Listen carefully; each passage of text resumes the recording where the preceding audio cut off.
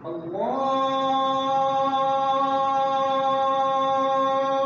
أكبر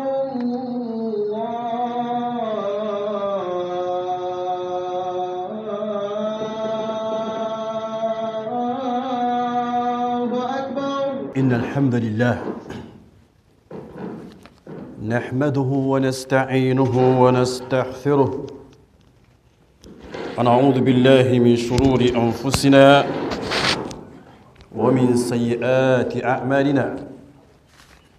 من يهده الله فلا مضل له ومن يضلل فلا هادي له، وأشهد أن لا إله إلا الله وحده لا شريك له، وأشهد أن محمدًا عبده ورسوله صلى الله عليه وعلى آله وأصحابه وسلم تسليمًا كثيرًا. أما بعد، عباد الله، أوصيكم ونفسي أولاً بتقوى الله سبحانه وتعالى. يا أيها الذين آمنوا اتقوا الله حق تقاته ولا تموتن إلا وأنتم مسلمون. يا أيها الذين آمنوا اتقوا الله وقولوا قولا سديدا يصلح لكم أعمالكم ويغفر لكم ذنوبكم، ومن يطع الله ورسوله فقد فاز فوزا عظيما. اللهم اجعلنا من الفائزين. أيها الإخوة والأخوات، في هذا اليوم المبارك، جمعة الثانية من شهر صفر، سوف نتكلم عن أهمية العلم، لأننا نحن نتقارب عن عودة المدرسية. وفي هذا المناسب الله سبحانه وتعالى يقول في محكم تنزيله في آيات كثيرة، منها بسم الله الرحمن الرحيم: اقرأ باسم ربك الذي خلق، خلق الإنسان من علق، اقرأ وربك الأكرم الذي علم بالقلم، علم الإنسان ما لم يعلم. وفي آية أخرى الله سبحانه وتعالى يقول: وعلم آدم الأسماء كلها ثم عرضهم على الملائكة فقال أنبئوني بأسماء هؤلاء إن كنتم صادقين. وفي آية أخرى الله يقول: فاعلم أنه لا إله إلا الله واستغفر لذنبك وللمؤمنين والمؤمنات. أو في قوله: ولا تقف ما ليس لك به علم إن السمع والبصر والفؤاد كانوا أولئك عنه مسؤولا. في قوله: وعلمك ما لم تكن تعلم. نعم، والرسول صلى الله عليه وسلم في حديث صحيح يقول: طلب العلم فريضة على كل مسلم ومسلمة. حديث رواه ابن ماجه. نسأل الله سبحانه وتعالى أن يجعلنا من الذين يستمعون القول فيتبعون أحسنه. الحمد لله, toute la louange appartient à Allah. Nous attestons qu'il n'y a d'autre Dieu en dehors d'Allah. Et nous attestons que le prophète Mohammed alayhi salatu wassalam est le messager d'Allah. Que la paix et la bénédiction d'Allah lui soient accordées, ainsi qu'à sa famille et à ses fidèles compagnons jusqu'au jour de la résurrection. Amin. Serviteurs d'Allah, frères en Dieu, craignez Allah et ne mourrait qu'en étant soumis à sa volonté. Qu'Allah le compte parmi les muttaqin. Aujourd'hui, Inch'Allah, nous allons aborder un sujet important.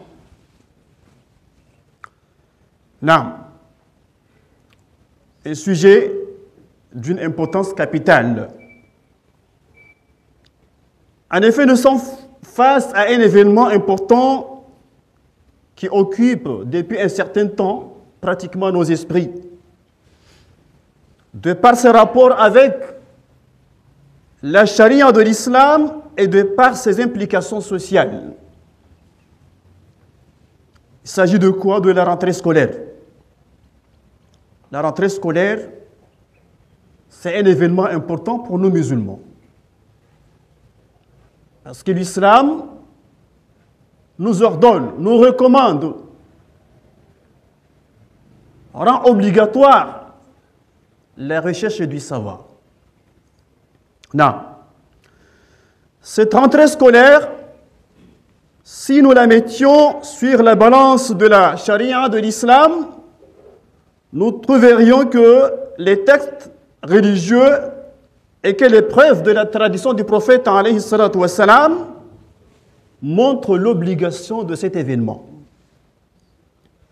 En effet, le processus éducatif, al-amaliya, al-ta'limiyya, et le retour à l'école constitue une nécessité parmi les nécessités de la vie d'un être humain. Parce que aucune personne ne peut traverser le chemin de la vie qu'en passant par le chemin de l'école et qu'en passant par l'éducation, at-tarbiyya. Sinon, ce n'est pas normal. C'est dans ce sens qu'Allah subhanahu wa ta'ala a ordonné à l'être humain le savoir, al-ilm, et lui ordonne d'ôter l'ignorance de sa personne. Comme il nous dit, Allah subhanahu wa ta'ala, en s'adressant à son prophète Muhammad alayhi salatu wassalam, dont les premiers mots révélés du Coran ne sont que Bismillah ar-Rahman ar-Rahim, Iqra. Lis. Les premiers mots. Iqra. Bismi rabbika alladhi khalaq. Lis au nom de ton Seigneur qui a créé l'homme d'une adhérence. Lis, ton Seigneur est le très noble qui a enseigné par la plume, a enseigné à l'homme ce qu'il ne savait pas. C'est le premier verset qu'Allah subhanahu wa ta'ala a choisi pour révéler au prophète alayhi salatu wassalam. Dans ce premier verset qui est Iqra, Allah demande au prophète de lire sallallahu alayhi wa sallam. Il n'a pas spécifié ce que l'on doit lire. Ça n'a pas été fait. C'est qu'Allah subhanahu wa ta'ala nous ordonne de chercher tous les savoirs. De chercher tous les savoirs. Bi ismi rabbik. Pour Allah subhanahu wa ta'ala. Tout ce qu'on cherche comme savoir, on le fait pour Allah subhanahu wa ta'ala. Et là, nous serions dans une adoration. Comme ça, Allah subhanahu wa ta'ala a recommandé dans ce verset-là. Deuxième chose, Allah subhanahu wa ta'ala a honoré notre père Adam alayhi salam par le savoir. Lorsqu'il lui dit dans le Coran, وَعَلَّمَ آدَمَ الْأَسْمَاءَ كُلَّهَا ثُمَّ عَرَضَهُمْ عَلَى الْمَلَائِكَةِ. Et il apprit à Adam alayhi salam tous les noms de toutes les choses. Puis, il les présenta aux anges et dit, informez-moi des noms de ceux-là, si vous êtes véridique dans votre prétention que vous êtes plus méritant que Adam alayhi salam. Ils dirent, c'est-à-dire les anges, Subhanak, la ilma lana illa ma 'allamtana. Gloire à toi, Seigneur. Nous n'avons de savoir que ce que tu nous as appris. Certes, c'est toi l'omniscient, le sage.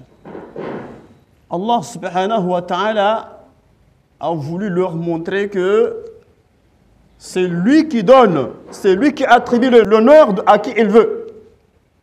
Il a honoré l'être humain. Et pourtant, il a vu les anges, il a vu les djinns. Donc, Allah leur a montré, voilà, il connaît ce que vous ne connaissez pas. C'est grâce à quoi qu'il a honoré l'homme, le savoir, al-ilm. Non. Et Allah subhanahu wa ta'ala nous a imposé la connaissance et le savoir avant même de parler et avant même d'agir dans toutes choses. Avant même de parler et avant même d'agir dans toutes choses, il faut le savoir comme Allah subhanahu wa ta'ala l'a ordonné. Et il dit aussi,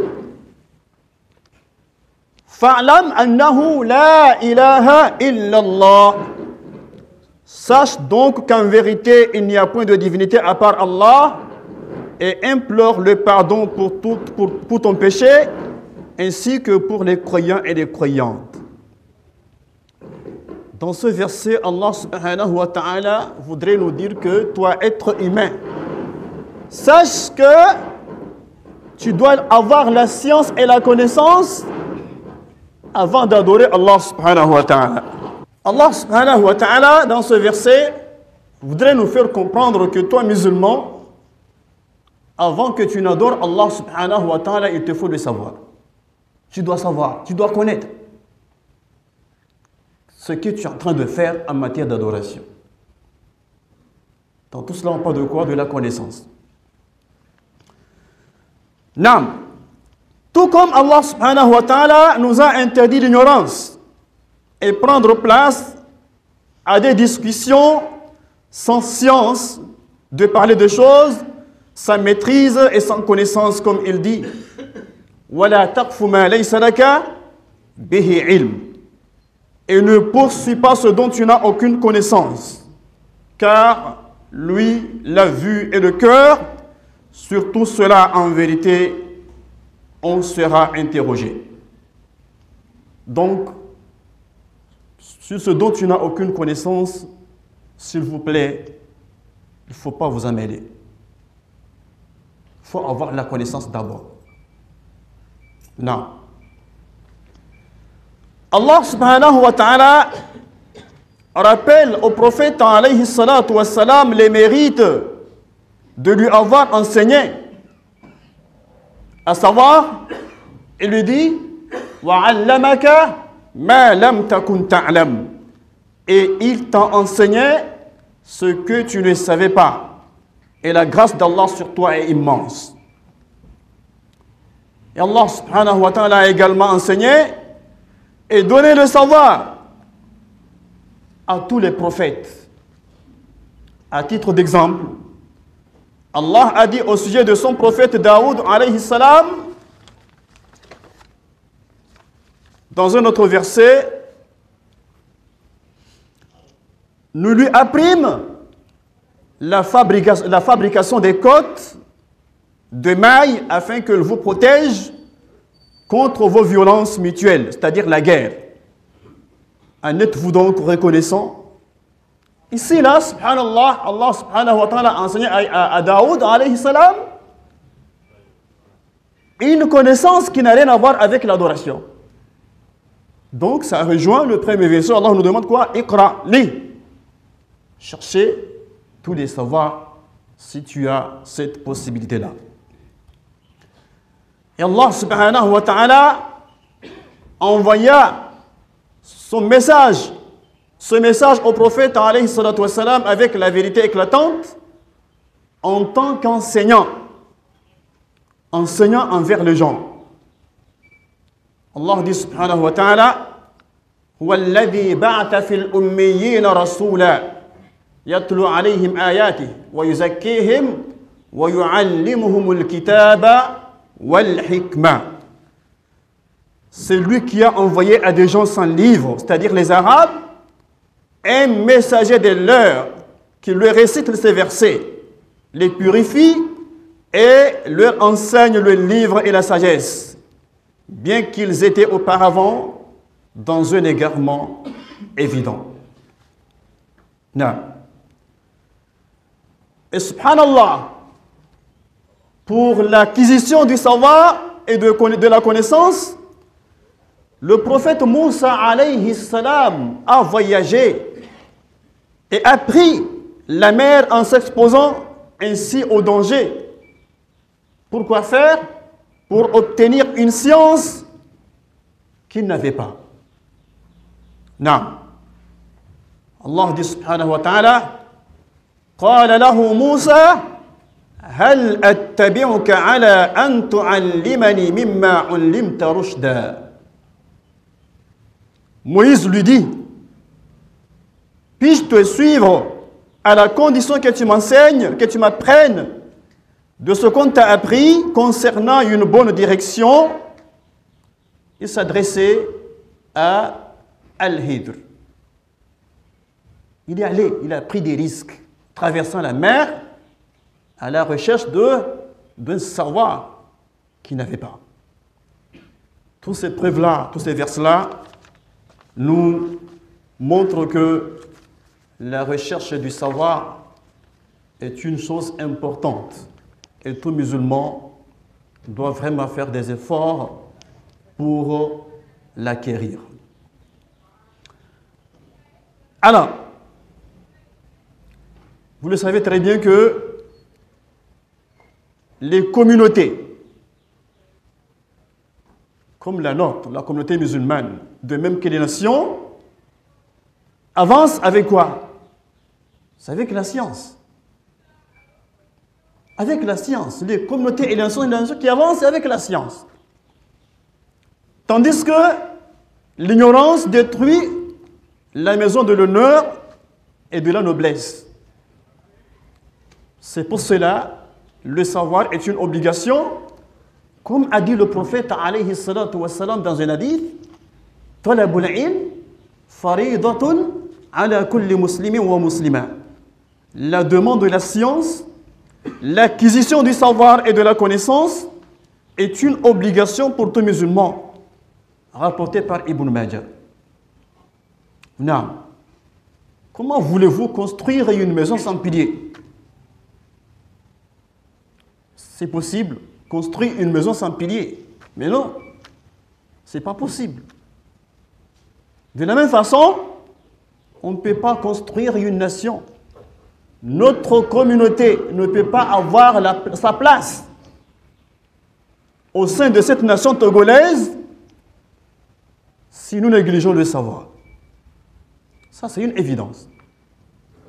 Le pourquoi on marche beaucoup sur nous, à cause de quoi? Parce que vraiment, ils ne sont pas nombreux.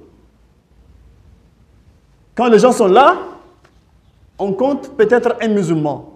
Dans n'importe quel groupe, on compte un musulman, 2 musulmans, 3 musulmans, et d'ailleurs, qui ont peur même de s'affirmer. Voilà, on n'est pas nombreux, et le musulman, les 2 musulmans qui sont là-bas, là, ils ont peur que les gens sachent qu'ils sont des musulmans. Subhanallah. Et là, vous ne les voyez jamais porter un habit à connotation musulman. Pour que les gens ne sachent pas, ils sont des musulmans. Ça veut dire que même en mangeant avec les autres, voilà, ils ne disent pas Bismillah. Sinon, on va les découvrir. On doit changer ça. Nous n'allons pas continuer à vivre dans ces conditions-là. Il est temps que nous nous réveillions. Que notre communauté retrouve sa place. Une place noble qu'Allah subhanahu wa ta'ala lui a réservée. Dans ce Togo-là, il faut qu'on nous sente. Dans cette université-là, il faut qu'on nous sente. Dans l'Assemblée, il faut qu'on nous sente. Dans le gouvernement, il faut qu'on nous sente. Pas des musulmans, voilà, qui seront là et que la prière de 13 heures va passer, 15 heures va passer, sans avoir le souci, ah, je n'ai pas prié. Ça ne leur dit absolument rien. Ce ne sont pas des types de musulmans dont on a besoin dans ce pays-là. Sinon, ça ne vaut pas la peine. Donc, il est temps qu'on réfléchisse, qu'on se réveille. أقول قولي هذا واستغفر الله لي ولكم ولسائر المسلمين والمسلمات من كل ذنب إنه هو الغفور الرحيم. الحمد لله رب العالمين والعاقبة للمتقين ولا عدوان إلا على الظالمين. وأشهد أن لا إله إلا الله وحده لا شريك له وأشهد أن محمدا عبده ورسوله صلى الله عليه وعلى آله وأصحابه وسلم تسليما كثيرا أما بعد. عباد الله أوصيكم ونفسي أولا بتقوى الله سبحانه وتعالى. يا أيها الذين آمنوا اتقوا الله حق تقاته ولا تموتن إلا وأنتم مسلمون. الحمد لله. Nous poursuivons notre sermon. Nous disions tout de suite que nous ne pouvons pas construire une nation sans la connaissance, sans le savoir. Nous sommes à quelques jours de la rentrée. Pour certains, la rentrée a déjà eu lieu dans les grandes écoles, les écoles internationales. Et nous qui sommes ici, il y a des parents, il y a des jeunes, mais les jeunes aussi sont avec les parents. L'objectif pour ce sermon-là, c'est quoi? C'est pour nous dire que la rentrée là nous concerne. La rentrée là nous concerne. Il faut qu'on la prépare de la meilleure des manières. Il faut qu'on donne l'impression à nos enfants qu'ils sont des enfants importants pour nous. Qu'on attend beaucoup d'eux. Qu'ils ont vraiment des défis à relever. Vous savez, nous sommes des enfants intelligents. Les enfants qui naissent maintenant, c'est des enfants intelligents. Ils ont besoin seulement de quoi? D'une orientation. Que le papa, que la maman soient juste à côté pour les orienter. Parce que les parents doivent savoir que cet enfant-là, ce n'est pas pour eux seulement. La communauté musulmane attend beaucoup de cet enfant. Raison pour laquelle nous, en tant que musulmans, nous devons nous impliquer dans cette affaire de l'enseignement. Nous avons des grands défis à relever. Il y a des parents, ils ne savent même pas la classe dans laquelle l'enfant est. L'enfant passe au CM2, il ne sait pas. Pour lui, l'enfant est au CM1. Il y a problème. Il y a problème. Pour certains parents, il faut le réveiller, s'il vous plaît. Voilà. Pour certains parents, subhanallah, qu'est-ce qui se passe? Ils ne connaissent même pas la moyenne que l'enfant a eue en fin d'année. Parce qu'ils n'ont même pas le temps de jeter un coup d'œil, voilà, sur son relevé, sur son bulletin. Il y a problème. Il y a problème. Ça veut dire que bon, vous n'avez même pas un objectif pour votre enfant. Il va à l'école seulement comme les autres. Alors que chez les autres, ils dépensent énormément. Ils dépensent énormément pour la réussite de leurs enfants. Ils les suivent, ils les orientent. Parce que pour eux, c'est le meilleur investissement pour un parent. Et nous, malheureusement, voilà, c'est le contraire. Après, quand l'enfant de l'autre va réussir, voilà, on va dire que bon, il est chanceux, hein, c'est pas, attention, hein, c'est pas la chance seulement. Il y a eu des efforts quand même. Toi, tu as fait quoi comme effort? Voilà. Et là, je pense qu'il faut que chacun d'entre nous commence à réfléchir. Comment nous pouvons faire pour que nos enfants réussissent, soient les meilleurs dans ce pays-là. Que nous ayons les meilleurs médecins, les meilleurs chimistes, les meilleurs physiciens, les meilleurs mathématiciens. Que dans tous les domaines, que nos enfants puissent vraiment être classés parmi les meilleurs. Ça, là, ça demande des efforts. Ça demande des efforts. On va prier pour que notre communauté puisse vraiment être à la hauteur. Parce que elle a un mot à dire. Dans cette université, on voudrait que dans quelques années, quand on va dans une faculté et on compte les professeurs, qu'on puisse constater que plus de la moitié sont des musulmans. Et ça viendra avec l'aide d'Allah subhanahu wa ta'ala. Et je m'adresse aux étudiants. La communauté compte sur vous. Il faut travailler. Il ne faut pas venir dormir seulement. Vous avez des défis à relever. Aujourd'hui, alhamdulillah, nous avons, alhamdulillah, dans toutes les facultés, voilà, nous avons des professeurs, nous avons des dirigeants. Ça, on remercie Allah, mais on voudrait que ce soit encore beaucoup plus. Qu'on puisse dire que la présidence est dirigée par un musulman. Plus de 50% des doyens sont des musulmans. Et là, je pense que les gens vont commencer à nous respecter. Les gens vont commencer à nous respecter. Ça s'est passé en sociologie, là, voilà. Un professeur a voulu renvoyer une étudiante parce qu'elle a porté le voile. C'est que, subhanallah, la haine, il a fallu quoi? Il a fallu que le doyen, professeur adjudant, intervienne, appelle son collègue, dit que non, on n'a pas interdit le voile ici. Alhamdulillah, c'est de ça nous parlons. C'est de ça nous parlons. Qu'Allah nous aide, qu'Allah nous fasse miséricorde, qu'Allah nous accorde les moyens pour que la rentrée de nos enfants soit encore meilleure cette année, ya Rabb al-Alamin. Qu'Allah subhanahu wa ta'ala fasse que nous puissions suivre nos enfants, que nous puissions les orienter, ya Rabb al-Alamin, ya Arham al-Rahimin. Qu'Allah subhanahu wa ta'ala nous aide afin que, en dehors de l'école, que nos enfants puissent vraiment recevoir des éducations islamiques, ya Rabb al-Alamin, ya Arham al-Rahimin.